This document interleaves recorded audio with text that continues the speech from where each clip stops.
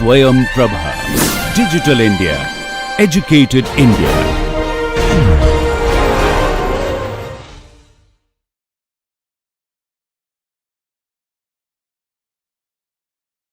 Okay, let us start the class today. Okay, so basically we discussed that if we have a function, arbitrary function pt, then how to get the response, okay, using convolution integral, because the analytical solution that we had derived for harmonic excitation or free vibrations are not valid anymore.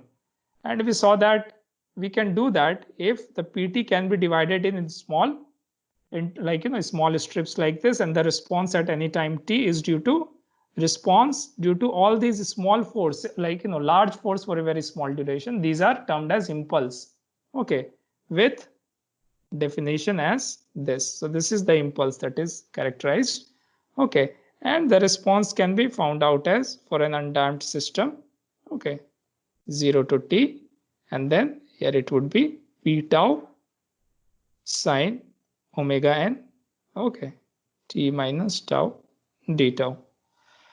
Okay, this expression can be used to find out the response, and similarly I can do that for a damped system as well, okay, where I can write it like this, and same the expression can be repeated, and now I would have sine omega t minus tau d tau. So I'm just I just try to repeat everything, okay, so that you can recall it before going deeper into the topic today. Okay, so this is what we did, and then we applied this method for few of the excitation. First thing that we did was actually a step force, something like this, and we saw that the response was, so not like a step pulse but a step force, so it was going suddenly to p naught, okay, and then remaining constant. So it was, the vibration was like, depending upon the damped or undamped system, something like this, okay, vibrating about its static equilibrium position, okay, u static, which is nothing but whatever the pt divided by just k, okay, and if it's a damped system, then it starts and then starts to decay after some time, goes to the static solution, okay. So the last thing that we discussed, we said that, well, in reality it is not possible to apply a sudden load like this, okay. So what actually the load is that you apply is ramp load, okay. In ramp load, basically, okay, for a ramp load, the time variation of force, I can write it like this, okay, so that the force is actually, the amplitude is not achieved suddenly, it is not applied suddenly, but over a time duration of tr, that force p naught is achieved, and then it is kept constant. And I mean, this force can be approximated to the step force if tr is very, very small, okay, then I can say that it is like a step force, okay. However, the ramp force is a better characterization of realistic loads. All right, so, and first thing that we derived is a solution. Now remember, in this, for this ramp load, there are two parts here. First is the linearly increasing phase, which is here, and then there is a constant force phase, okay. So for an undamped system, I can write down my equation of motion equal to pt, where pt is p of t by tr, okay, and p naught, sorry, p naught t by tr, and then p naught, this is for t less than equal to tr, and this is for t greater than equal to tr. So this is the linearly increasing phase, and this is the constant force phase, okay. And we derived the expression for the first phase, the linearly increasing phase, as, and we saw that we could either utilize the conventional solution method of differential equation, or we could also utilize the Duhamel integral to find out the solution. And for the linearly increasing phase, the solution was ut was equal to ust naught, which is of course p naught by k, times t by tr minus sine omega n t divided by omega n tr. And we saw that the response for the linear phase is something like this, okay. There is a linearly increasing phase. So ut varies for one part, okay, as with respect to t. So if you try to drop ut here versus, let us say, t by tn, okay. So this is the normalized time here. What happens? This function has a vibrating component, but it vibrates around this line here, which is the static solution, isn't it? The static solution as a function. Okay, so not the peak value of static displacement, but static, okay, displacement as a function of time t can be written it like that. And this, if you take this expression, I can write it p naught by k t by tr. So this is nothing but this solution, the first part of the solution here. And the total solution, I have an additional term sine omega n t, okay, divided by omega n tr. So if you try to plot it, it would look like something like this. Okay, so it vibrates, okay, the system subject to this ramp loading, okay, during linearly increasing phase, it vibrates at frequency omega n, okay. So it vibrates at frequency omega n, right, around the static solution of this, okay, static solution of this system, okay. So this we have considered only up to this point, okay. And then we said, okay, that for the constant force phase, which where pt is actually p naught, right, we had already obtained the solution, right? This is nothing but the step force that we have obtained previously, except now t is actually starting at tr, so it is not at 0, okay. So for this phase, remember, when t start, like when the step force starts at t equal to 0, my solution was what? If it starts at 0, the solution was ut equal to, okay, ut equal to ust naught 1 minus cos omega nt, and this we have derived many times, okay. Except here the force p starts at t equal to 0. So if I want to find out, okay, that if the force starts at t equal to tr, the same solution, okay, can be given as ut as equal to ust naught. However, now I'll have to shift the axis t minus tr, okay, and this solution is only valid for tr. So this is due to this step force. But remember, I also have this at this point. It is not like it is starting from 0 initial condition, right? The initial constant rising phase would have given it some velocity and displacement at the end t equal to tr, okay. So that need to be added. So what basically I'm saying, okay, equate this force to two forces, sum of two forces, okay. One is a force that starts from 0 to and goes up to the value of p naught, okay, at time tr, and then basically it remains 0. So after this point, there is no force here, plus the second phase, which basically starts at t equal to tr, and then it maintains the constant force at, okay, p naught. So this is p naught here, this is again p naught here, okay. So what will happen after this? If you apply, the body will acquire, or the mass would acquire some velocity and displacement at the end of tr, and if you remove the force, then it will, you know, whatever oscillates as a free vibration, okay. For this, if you start it here, okay, t equal to tr, it would be something like this, right? So the solution for t greater than equal to tr, or the constant force phase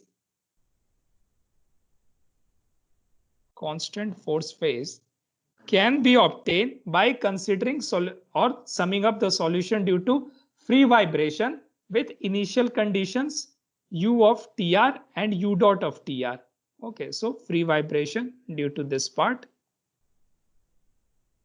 plus forced vibration, okay, with the solution that we have already obtained, okay. So let me write that here. Ut would be first the free vibration phase. I would write it as u of tr cos omega n t minus tr. Okay. Then u dot of tr divided by omega n. So instead of 0 now, I'm putting u of 0 instead of u of 0. I'm writing as u of tr. Okay, because my free vibration is starting at t equal to tr for this component of the force. And then I have a response due to the constant or this step force here that I have already found out as ust naught 1 minus this expression here cos omega t minus tr. Okay, so this is the complete expression that we get for this response. Okay, now you can substitute the value of u of tr and u dot of tr. Okay, how would you do that? Well, just substitute here. That is all. Okay, so in this expression, that was for linearly increasing phase. No, sorry, not this expression. Where did it go? This expression here. Okay, this is for the linearly increasing phase. Okay, so here you can substitute t equal to tr to get u of tr and then differentiate it once and then substitute t equal to tr to get u dot of tr. Okay, and substitute those expressions here. Okay, and you can do that mathematical, trigonometric calculations. Okay, I'm not going to repeat that here. Okay, it's pointless. What I'm going to do, I'm going to just write after substituting that, what do you get as final expression? Okay, so let me again write it here. This is, wait, where did it go? The sign here. Okay, so sine omega n t minus tr plus the constant phase, which is ust naught 1 minus cos omega n t minus tr. Okay, so this is free vibration. Okay, and this is the forced vibration part, or I won't call it forced vibration, both are forced vibration. Okay, but this is free vibration at t equal to tr due to initial condition u equal to tr and then u dot tr, and this is the step force response. Okay, at t equal to tr. So we can substitute those expression and we can simplify it so that we get an expression something like this. Okay, ust naught. Okay, so 1 plus omega n times tr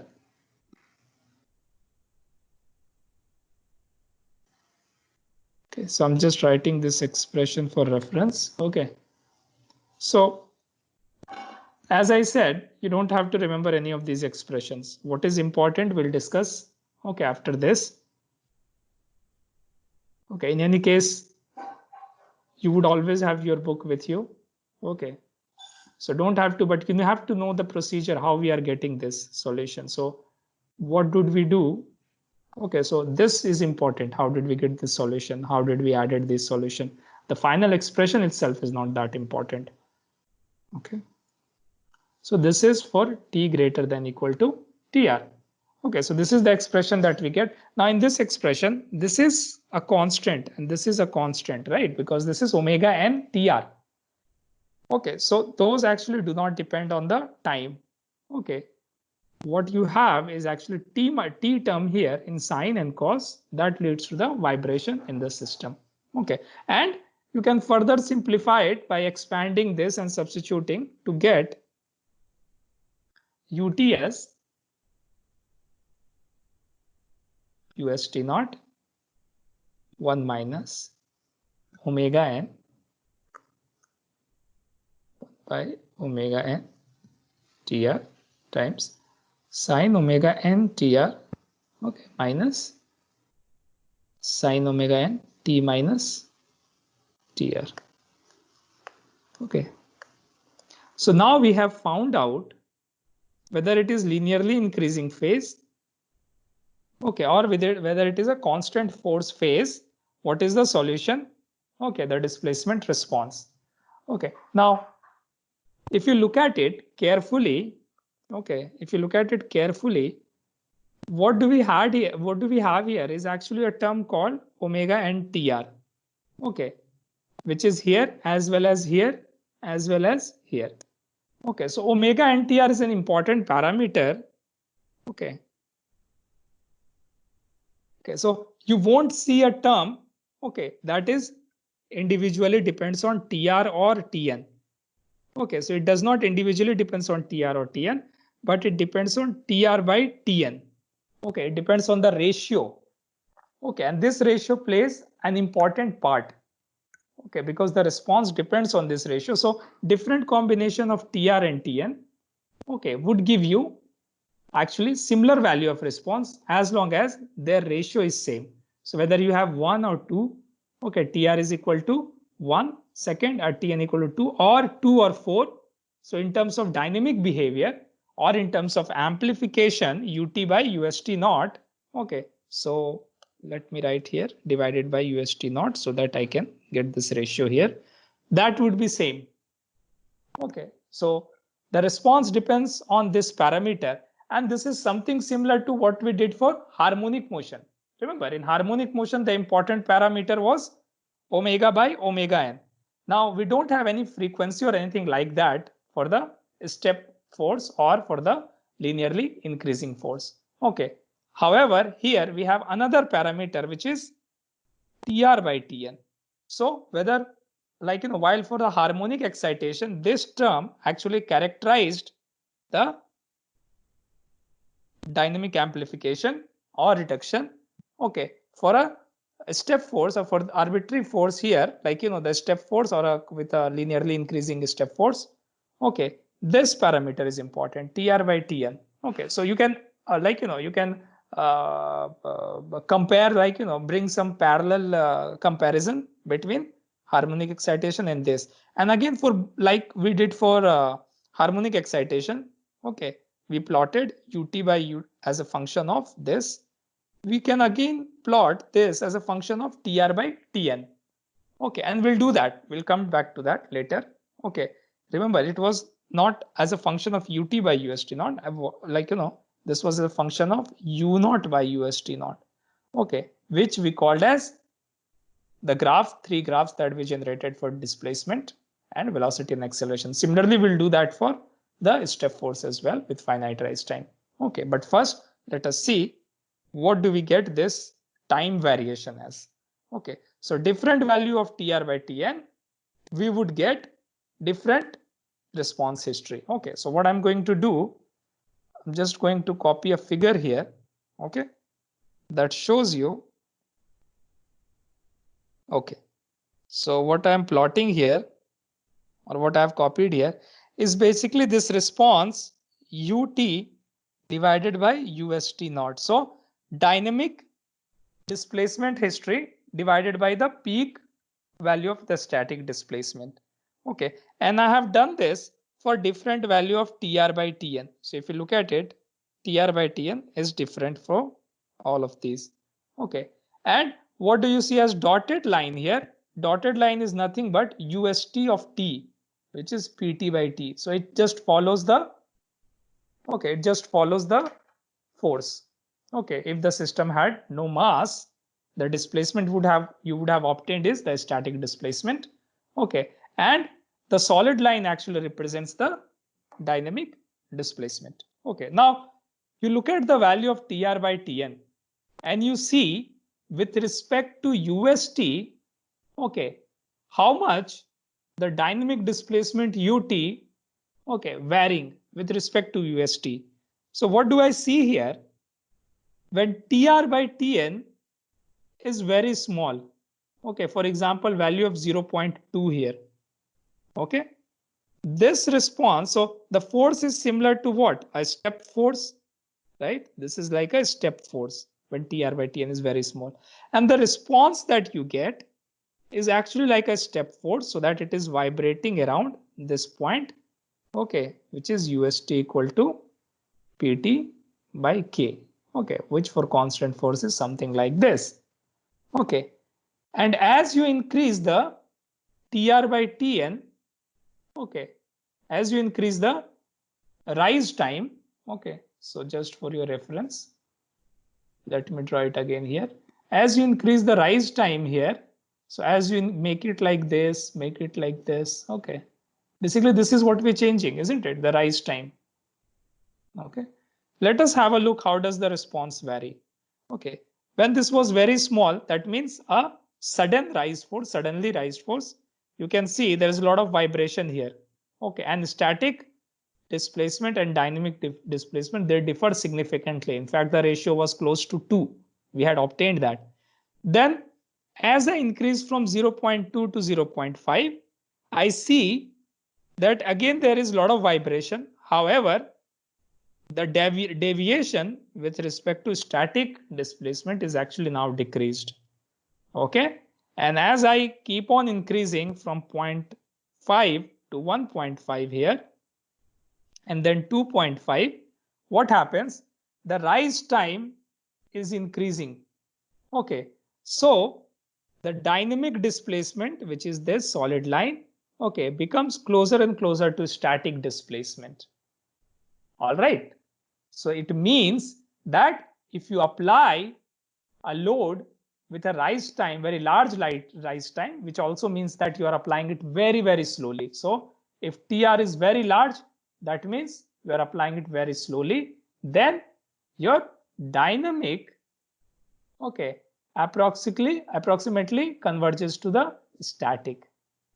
Okay, and this is what we meant in the very first class when I said to you, okay, that how the rise time of a force going to determine whether it is equal to the static displacement or whether it is much different than the static displacement. Remember, we said that, well, if you apply a load P naught, what would be the displacement of a spring?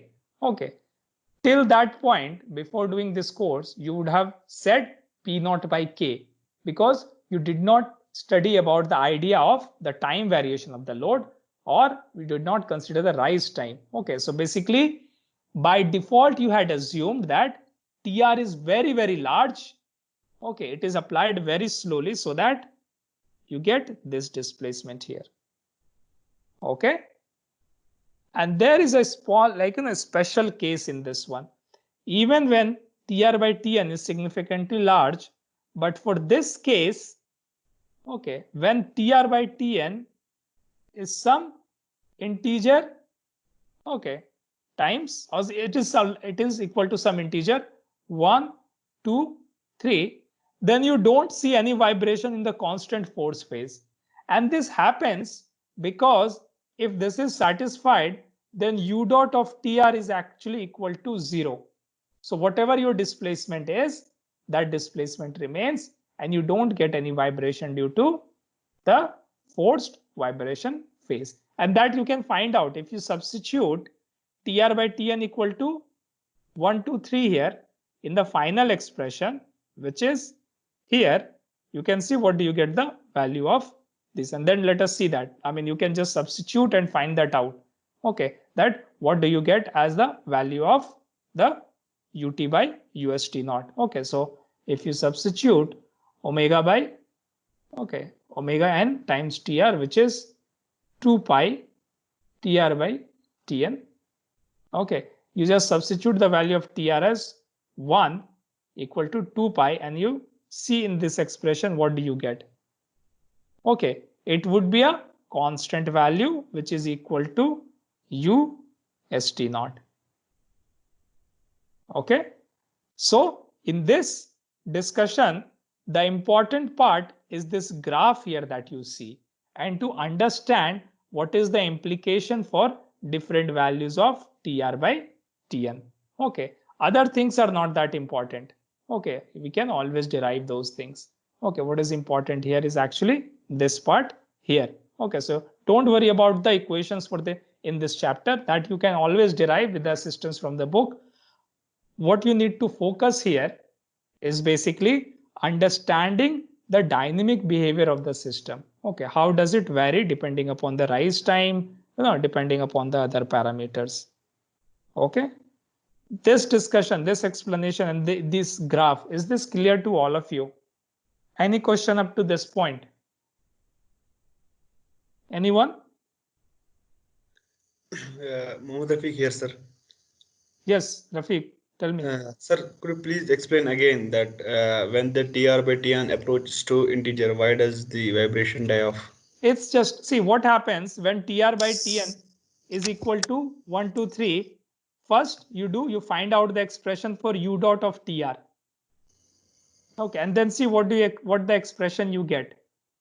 Okay, actually it will come out to be equal to 0. Okay, and we can derive that expression. It is not very difficult to do. So all you need to do here, where is the expression? See, this is the expression that I have, right? If you differentiate it, what do you get? UST naught times 1 by TR minus, this would be cos omega nt divided by TR. Okay, this is what I would get. Clear? Now if you put omega n TR, okay, or like if you're putting TR by Tn equal to 1, 2, 3, omega n by equal to, let us say 2 pi, right?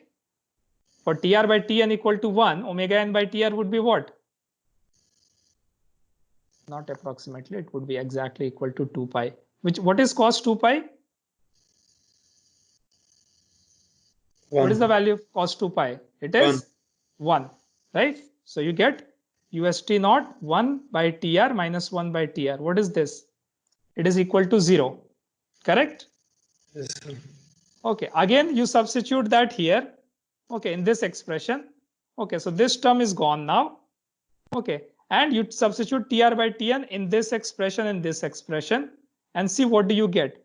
Okay, the easiest thing to do is to just consider this expression here. Okay, so let me delete this. Okay, it's just a little bit confusing here. And let us do the calculation and see what do we get. Okay, so this would be equal to 1 minus 2 pi, right? And this would be sine, okay. This would be omega n TR would be sine 2 pi minus sine omega n, or I can write this as omega n t minus 2 pi. Okay, this is the expression that we'll get. Okay, what is the ut by ust naught here? What is this expression inside? This is equal to, what is sine 2 pi? 0. What is this? Sine theta minus 2 pi is again sine theta, right? Yes. So 0, 0, you get this as 1 and you get ut as ust naught, right? Because this ratio is 1. So basically, if that is integer, then I don't get to see any vibration during the constant force phase. Okay, is that clear, Rafiq? Yes, sir. Yes, sir. So I just wanted to actually know the physical, if there is some physical explanation or physical significance of such thing. Okay, let us see what is u of TR. U of T, not u dot of TR. U of TR would be ust naught T by TR times sine omega n, okay, TR divided by omega n TR. Okay. Yes. Now let us see what do we get here. This is 1 minus, okay, what is this value here? This would be now 0, right? So this is equal to ust naught. What I'm trying to say here, when the system reaches to this point with vibration, okay, Yes. it is at the phase of vibration. Remember, this is the vibration it is doing with some rotated axis. Okay, now it comes to this phase, so that at this point you have force P naught applied, right? And here Yes. the equilibrium is around this point, ust naught equal to P naught by K, right? Yes.